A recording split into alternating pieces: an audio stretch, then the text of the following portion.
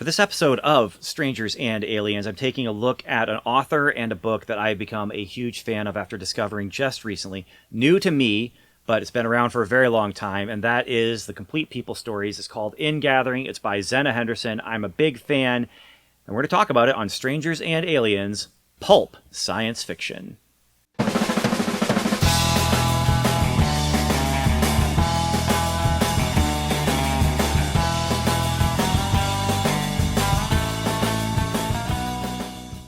Hey, I'm Ben Avery. This is Strangers and Aliens, a podcast about the connection between Christianity and creativity, between spirituality and science fiction, between faith and fantasy. I am a science fiction writer. I'm a science fiction fan, and I am so excited to talk about this book that I discovered recently. But before I do want to mention, please, if you want to help support the podcast, please check out my book, Ghosts of the Future. It's available on Amazon, and I'm trying to get better at seamlessly inserting the shameless self-promotion. You can let me know how I did, although by stopping to say I'm trying to be seamless, that pretty much puts all brakes on it being seamless at all. I get that. It's highly reviewed by the people who've reviewed it. There's not a lot of reviews, but the ones that there are, they liked it. So I just wanted to mention that and just say, hey, if you like science fiction that's infused with a little bit of spirituality, well, that's what Ghosts of the Future is. And so I would recommend, no, I can't recommend it, it's my own book. I will ask that you check it out. But I also do have a book that I do recommend, and that is this book right here, Ingathering by Zenna Henderson. As I said before, this is a book that I discovered recently. I actually was on the lookout for it, but kind of it went off my radar, and I'll get into why in a little bit. But it was off my radar. I discovered it on a shelf in a used bookstore. I pulled it off, and I was like, wait a minute, that's that book that I was interested in. And the other interesting thing is, while I am for sure confirmed a fan of Zenna Henderson, it's also possible that C.S. Lewis may have also been a fan of Zenna Henderson, and we'll talk about why momentarily. But for right now, I do want to kind of introduce what the concept is here and how I came into contact with it, because the reason I came into contact with it was I was looking up science fiction that had spiritual ideas and concepts in it. And when I was looking that up, I came across this series of a collection of short stories called The Stories of the People. And it was in 2 softcover editions. There are other short stories. They're all published in the magazine of fantasy and science fiction. And it's fantastic. Everyone says it's great. And I'm like, that sounds awesome. And then I discover it was actually a TV movie as well in the 70s that starred William Shatner. And so I looked into that. I found the TV movie, and I did take a look at it. It is a very 70s feeling TV movie. That could have been a pilot, but I don't think that was the intention. I do know that if they wanted it to, if it had been successful, it very easily could have flipped over and become an actual TV series there in the 70s. But it didn't, and I don't think that was the intention. But the story itself starred William Shatner in kind of a supporting role. He was not the star, but he did star with a previous Star Trek co-star. And so he actually was, doing this with a Star Trek alum. But yeah, and so I watched it and I enjoyed it. That was maybe 4 or 5 years ago, maybe even a little bit longer than that. I'm not exactly sure. So I'm keeping an eye out, trying to see, can I find these books? There's 2 books, like I said. One is called Pilgrimage, the Book of the People. The other one is called No Different Flesh. And I did keep an eye out for a little while, but then I completely forgot about it until I was at a used bookstore and I saw this volume. Now, I just saw the spine where it says Ingathering, The Complete People Stories. It's a large book. It looks old. So it draws my eye. I pull it down. I take a look at it, and I'm reading the inside, the dust jacket, and I realize, wait a minute, that's the Shatner movie. That's the Shatner movie I bought it. After I bought it and after I read it, I also then got the second volume. Second volume is called Believing, and it's actually just all of her other stories. So this first volume has the people stories, and then the second volume has everything else that she wrote. A lot of what she wrote was published in the Magazine of Fantasy and Science Fiction. And I believe all of the published people stories, except for a couple, were all published originally in the Magazine of Fantasy and Science Fiction. There is, in this volume, a couple stories that were not put into those two collections that were published while she was still alive. And there is one story in this collection that actually was never published. Now, you would call those two collections that they did basically a fix-up novel, and they actually present them in this volume in that way. Instead of just a collection and just a list of short stories, they use the published version from those two books, the No Different Flesh and Pilgrimage. And the way that they used them was to take what she had written as these kind of interstitials, and like I said, you call it maybe a fix-up novel, where she wrote about some characters who are talking about the people, and then here's the next short story, and then there's a little bit more about these people, and the next short story, and here's a little more about people, and so each short story kind of becomes a flashback to the people presenting their story as they are getting to know other people who are coming into their community. Ray Bradbury is also quite famous for a couple of his fix-up novels, like The Martian Chronicles, which took a bunch of his Mars stories, and he did some rewriting and some tweaking to dates and to names to make it into one long continuity that it just makes... It's a fantastic book. It's a wonderful book. Even closer to what Zenna Henderson did here with the Ingathering stories and No Different Flesh and Pilgrimage is The Illustrated Man, which takes a bunch of Ray Bradbury's unrelated stories and then ties them together, because you have a man covered in tattoos who meets another man, and the other man sees the tattoos, and the tattoos actually start coming to life and become the story. And so as you're reading the Velt or whatever, you're actually reading the Velt because the second man is looking at a picture on, I can't remember where the tattoo was on the Illustrated Man, but he's looking at a picture on the Illustrated Man that comes to life. And so it becomes, there's a through line that weaves it all together. And that's what she does with those two books. And really, honestly, it's not needed. It's nice, and it adds more. So there's actually more story, more background, a little bit more context to what's going on with the stories here. It's not necessarily needed, but it is kind of cool. And I do like the way that she did that, and the way she's using it to introduce characters. And you actually have the characters as older people talking about their youth. And so you actually get a little bit of reminiscence about the story you just heard or the story you're about to hear. So that's the way she structured those two books. But then inside here, there's also a few of the people stories that never were put into those two volumes, and they're in here. And then, like I said, there's one that was never before published.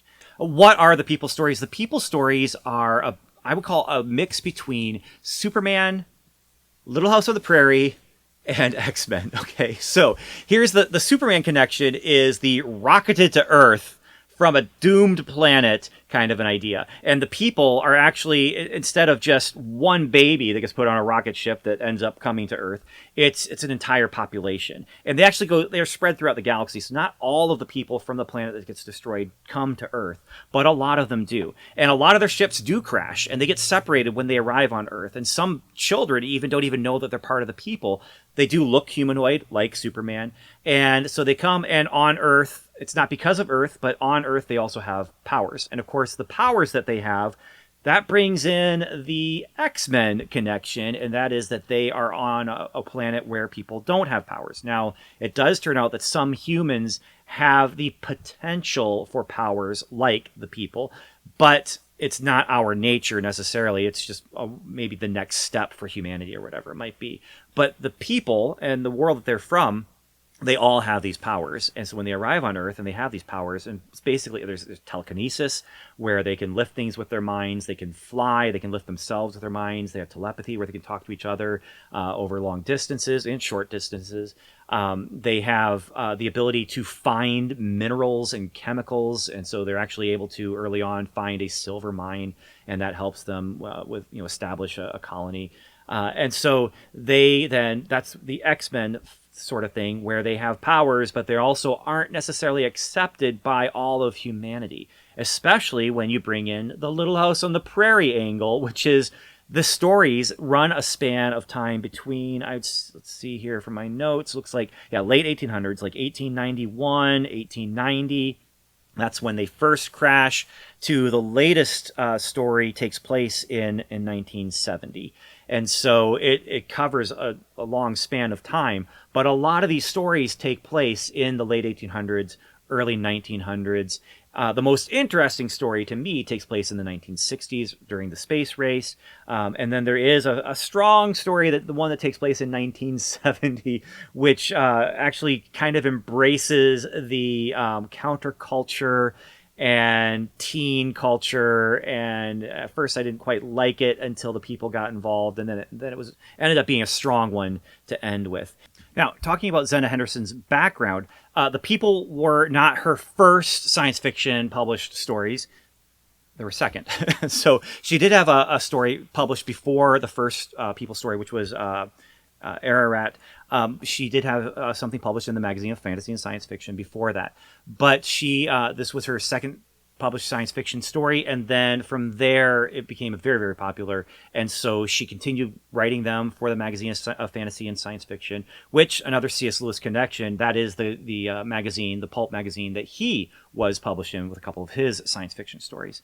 But anyway, in her writing, she wrote a lot about these people, and thematically, as she's writing about them, there's some very interesting things that come out. Now, there is also a lot of repetition in the themes that she has, but thematically, there's a lot of stuff that resounded with me. Now, I don't know a whole lot from her own writing exactly what her religious background would be considered when she looks at it. She was born into and raised as a Mormon, but then she got married, and when she got married to someone who's a part of the Methodist Church, and that's the church that she was involved in for the rest of her life. And so I'm not quite sure what exactly she would say as far as like was she Methodist? Was she Mormon? I do know that, though, that as you look at these stories and read these stories, there is a lot of biblical allusions. And a lot of these stories were written, some of them were written before she met her husband, but most of them were written afterward, when she was part of the Methodist Church. And again, I don't know which way her religious affiliation, that she herself would consider that. There's not a whole lot of biographical information that I was able to find that came directly from her. But there is some things that you know, and some of it you'll be able to figure out by reading the book, because there are so many characters who are teachers, and there are so many characters who get connected with children and who are trying to help children. And so it's very obvious that children were very important to her. It's very obvious that she spent a lot of time as a teacher. She spent time as a teacher in like a mining town, which, you know, some of the stuff as you're reading along in here, you can kind of see that. She spent a lot of time as a teacher, actually in a Japanese internment camp. And she spent time as a tutor. And then, of course, she spent time as a writer. The other thing I would say is, even if she did not consider herself a Mormon later on in life, she definitely was drawing on some of those things from the Mormon background and traditions. And there's a lot of things that, as I was reading the stories about these people who are trying to come together as a group, they're trying to form just a place to live together, and they're kind of on these pilgrimages. And so there definitely, some of that background shows up in her stories, but the biblical allusions are just all over the place. I don't know enough about the Book of Mormon to know what Book of Mormon allusions might be in here, but there's a lot of biblical allusions, and a lot of them come just from the titles. There's one story called Ararat. There's one story called Gilead, Pottage, Wilderness, Captivity, Jordan. Those are all just from the Book of the People, the Pilgrimage, the Book of the People. And then you have Deluge, and you have Angels Unawares, Troubling of the Waters. And so as you're looking at these, there's a lot of the stories where you can just tell just from the title, okay, we're alluding to some biblical stories. And, you know, Deluge is the story where they find out that their home is going to be destroyed and they have to leave. And so it's basically, you know, Noah being told there's a flood coming and you need to build an ark to get away. They build an ark to get away.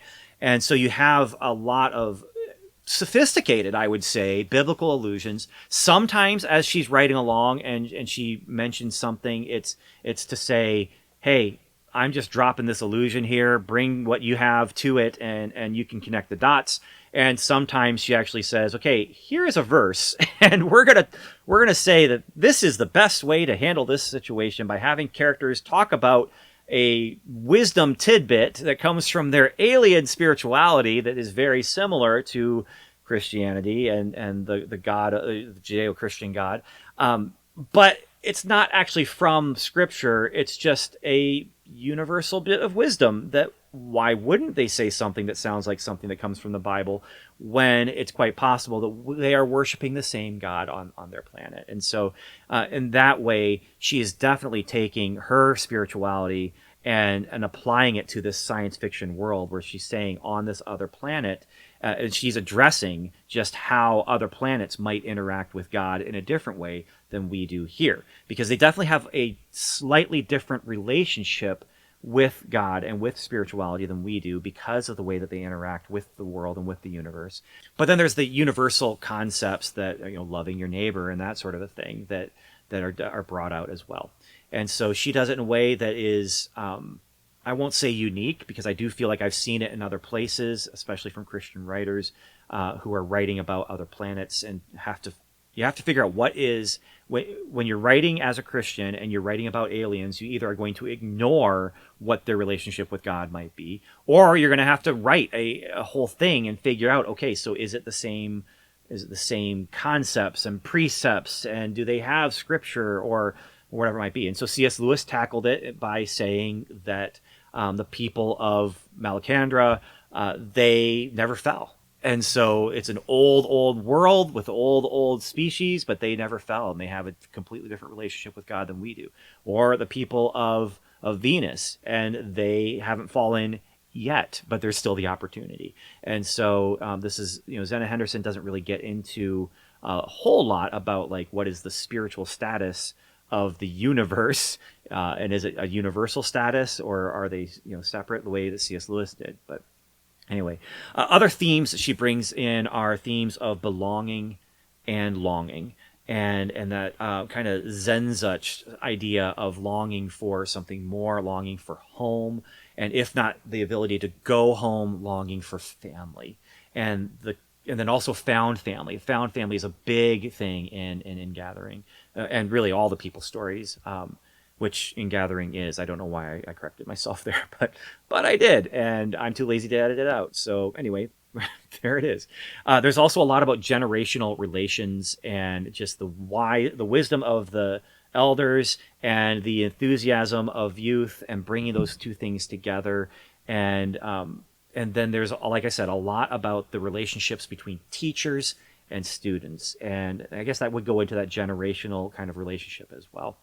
And so, so you have a lot about how we treat other people, how we love the people around us, and how we find family and bring each other into family. And, the greatest commandment is to love your neighbor as yourself. I guess that's the second greatest commandment. But when I review things, I also like to use a quadrant where I look at theme and plot and character and style. And when it comes to style for her book, for really all of the stories here, I really enjoyed the style, and I had a good time reading. As I'm reading along, I found myself enjoying the words and enjoying the turns of phrases and enjoying just the way that she presented the story outside of just what's going to happen next in the plot and who are the characters in that. In fact, I would say that probably characters are maybe for me the weakest point, because I actually found some characters where I just didn't care about them. And if you want to have a good characters, you need to make sure you care. And I just didn't about some of them. Now, some of them I did, but there were some times where I'm just reading, I'm like, this is an interesting story, but I'm not connecting with the character that it's about. And so as I'm reading along, the style though is carrying me, and there's a flow to it, and there's a gentleness to her descriptions and to the way that the stories flow and go. And I just very much enjoyed the style. I recently discovered another author. Her name's Josephine Tay, and she writes crime fiction, the Inspector Grant stories. And she's another one recently that I just really enjoyed, just the style of things and the turns of phrases she would use and just the way that she would craft her sentences. With Zenna Henderson, though, I found myself just enjoying just the way that she constructs the sentences and the flow of things. I found myself enjoying the style of things. When it comes to plots, another ding I would give, and I hesitate to bring up the negatives because I do feel like that the positives all kind of flow together, and so when I bring up a negative thing, it's like bam, bam. But there's some repetitiveness to her stories. The first book, as you're looking at the Book of the People, The Pilgrimage, you've got the story Leah which is the bridging material. And that's someone who comes into the community and they take turns telling her stories. And so you have Ararat, which is about a teacher who comes to town, and it turns out she's a people. She's one of them. Then you have Gilead, which two second generation young people who are half human find the people. That's actually after someone who is of the people ends up marrying a human, and then they die before they're able to get together with the rest of the community, and the children are kind of drawn to the community. Those things happen a lot. Pottage, another teacher story. A teacher goes to another group of people who have denied their heritage, and she's kind of there to invite them back. Wilderness, another teacher, this time a human with people persuasion, people possibilities, who meets the people. And she also meets a child who is basically an animal child who needs to be drawn out. And captivity. So we're still in that first book, The Pilgrimage. Another teacher, a former teacher, but a teacher nonetheless, discovers another orphan with powers. Now, what is kind of nice is, even though these things kind of repeat themselves and there's this repeating theme, or you might even call it a rhyme if you're George Lucas, but this has differences in how the powers present themselves. It's a musical power, and he controls his powers through the use of music. Jordan, a ship comes from home to take them back, and some go, some don't. Then you move to No Different Flesh, where you have Mark and Maris who meet the people when they find a child. Yep. They found an orphan child who needs a home, and they find a happy ending for this child. Mark and Maris is about them then coming back to people. So No Different Flesh, the story was written separately, but then as they found the people, that's the bridging material that's in between the rest of the stories, is them finding the people and the people telling their stories. Deluge is when I loved this story so much because it's about the loss of their world, the loss of their planet. It's not repetitive at all. It's actually a quite beautiful story. It reminds me of what Superman's tragedy could be if you really took the time to flesh it out in a way that, more than Marlon Brando, talking about how he's sad about the loss of Krypton. But in this story, the old mourn what they had, and the young have to mourn and grieve what they will never have. And it's this heartfelt story about loss and change and complacency and community. And you actually get a lot of background about the world that they're from. It's great. It's a great story. Angels Unawares. This is another, and those stories, that one and this one, take place in 1890s. There's a lot in this volume, No Different Flesh, that take place way back then. But Angels Unawares, another lost child who is found again. This time the setting is in the Old West, and it's very early. And actually, this is a child who, I can't remember if he was born on their home world or born on the ship, but the setting of this is in the Old West, and they actually come across an Old West group of fundamentalists who their whole foundation for their theology is Exodus 22:18, which is "Suffer not a witch among you." And so what happens when you have a bunch of people who have telekinetic powers, who can float and make things float, and, well, there's conflict, and it's a strong story. It's a great follow-up to Deluge. Troubling the Waters, another found child. It's still a good story, but like I said, it's getting repetitious here. This time, the child, this is where they find water, though, and so they're able to solve some problems with that. Return is not a found child, technically. It's a found pregnant one. So there's a child involved, there's a child there, but she lands on her ship, and she's separated from everyone. She's the only survivor, and so she's lost her husband, and she actually is not crashing on Earth because she is part of that initial exodus. She's coming to Earth because she has to learn how to give birth, and she's awful. I don't like her. So that moves us to Shadow on the Moon, though, which is a great story. It's scientifically inaccurate, but there's some coincidental plotting, and I'm not a big fan of coincidence, but I can live with it when it serves things well. My feeling is I'll give a story one big coincidence, because that's sometimes what you need just to get a story just to get a story going, is you need this character to meet this character, and it's usually a coincidence that they even come together. This is a story about a man who his son is actually part of the space program. He wanted go to space, and his son dies, and he actually starts building a rocket ship. And how is he going to build a rocket ship? It's never going to fly. Well, the people get involved, and they actually are able to use their telekinetic powers to make the ship work, and it's great. It's great. Tell Us a Story is, again, about humans reacting to the people. Are the people evil when they're doing all these, magical power things? There's an emotional rise to this story that just wraps up nice and neatly, and it's more about the early arrival.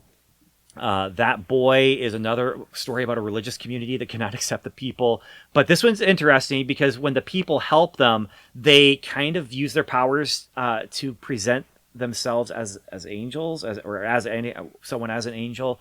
And there's some cool stuff to that. Michael Without, not a great one. It's 12 years after she passed away. That's when they published this story, and this one never was published. It's another lost child. This time he's hanging out in an old folks' home, and it uses the powers in a nice way, but it's not as strong of a story. The Indelible Kind starts slow. It's another teacher with another special student, but it picks up in the second half, and it's kind of a follow-up to Shadow on the Moon because it involves a cosmonaut who's trapped in space, and this student who is one of the people and has powers wants to help him. And that one was just so enjoyable. Then you have Katie Marie's Trip, which another one with a slow start, and I actually didn't like it until the people element became clear and her trip came into focus, and suddenly it feels like it's kind of getting into this 70s supernatural UFO story. So it's the last story in the volume. It was written in 1974, takes place in 1970, so it's actually the one that takes place the furthest in the future for the people. And so I'm reading it, and I'm like, are we going to end on a low note? I don't want that to happen. I want the last story to be this awful story. But then it did end on a high note, and so I was glad that happened. But Shadow on the Moon and The Indelible Kind, great.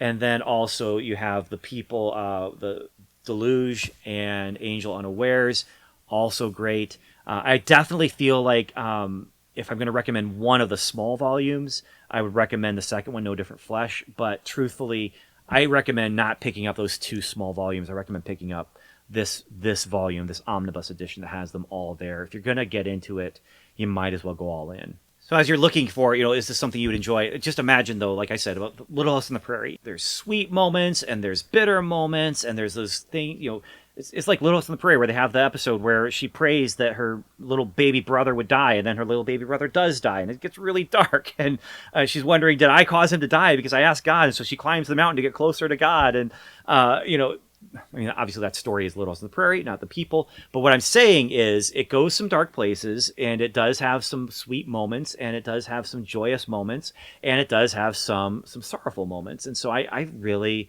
found myself just, again, enjoying the emotional trip that I was on. And so, but it doesn't just remind me of Little House on the Prairie. It also reminds me of The Powers of Matthew Starr. I don't know if you remember that show. And I wish it had been made into a show. Like they did it with The Powers of Matthew Starr. Or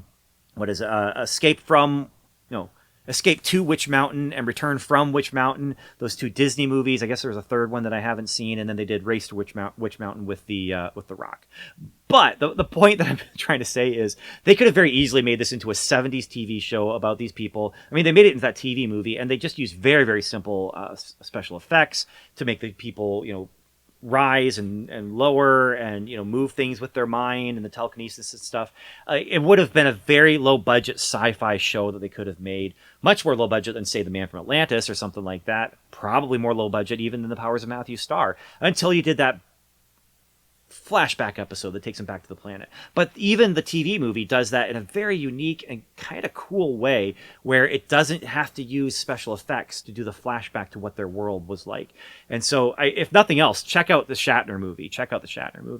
And so I can't wait to read the other stories that she's written in this book, Believing. I've read only one story from this collection. The story that I read from this collection, I didn't actually read it out of this collection. I read it from a back issue of the magazine of fantasy and science fiction that I picked up because C.S. Lewis, in a conversation with Brian Aldiss and another guy that I can't remember, published in a science fiction fanzine, and then was published in Of Stories and a couple other places, that collections of C.S. Lewis's writings and works. And in that conversation, he talks about a story that he doesn't mention the title, doesn't mention the author, does mention a little bit about the plot. And I thought I was going to have to like do some internet sleuthing maybe, and it might take a little while to figure this out. And it took like 10 seconds on Google to find that, like, and it was by Zenna Henderson, and it actually is in Believing. It's in this volume here. But C.S. Lewis liked the story quite a bit, enough so that when they're talking about different things from science fiction that they appreciated, he brings up that story as a story that he enjoyed.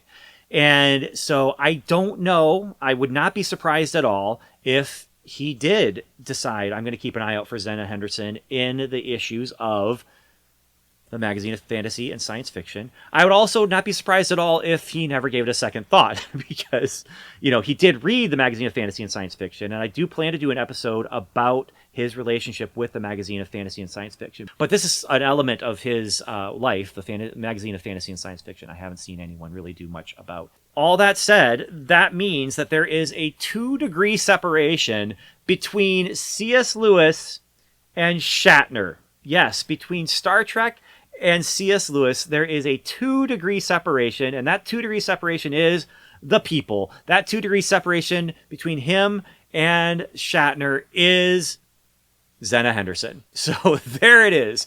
Not that anyone was looking for it, but there it is. Connecting Star Trek and C.S. Lewis in a way that no one asked for and no one cared about. So, as I said, highly recommend In Gathering, the complete people stories. I don't have any affiliate links for this episode. I'm not going to do that, but I do recommend it. It is on Kindle. It is on Libby. That's where I read some of this when I was away from the book. And, of course, you can get the book on Amazon. I got mine on eBay. So, yeah, definitely check it out. And also, if you have the notion, check out Ghost of the Future. It's been out for a while, but it's new to you, right? And you can also check out my other book, A Time for Everything, which is a collection of short stories about time travel written by a bunch of different authors, myself included. I edited it, but yeah.